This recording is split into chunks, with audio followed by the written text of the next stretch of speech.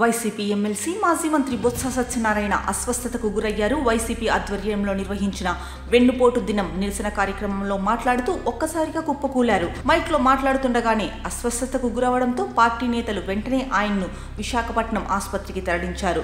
ఆంజనేయపురం నుంచి స్థానిక 3 రోడ్ల కూడలి వరకు నిర్వహించిన ర్యాలీలో బొత్స పాల్గొన్నారు. ఎండవేడి ఎక్కువగా ఉండడంతో ఆయన వడదెబ్బకు గురైనట్లు తెలుస్తోంది.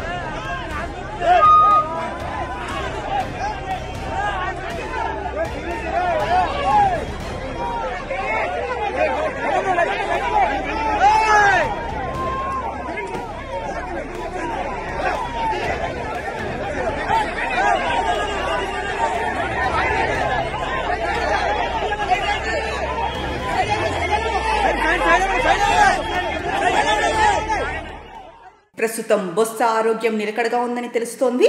డీహైడ్రేషన్ వల్లే ఇలా జరిగిందని సమాచారం.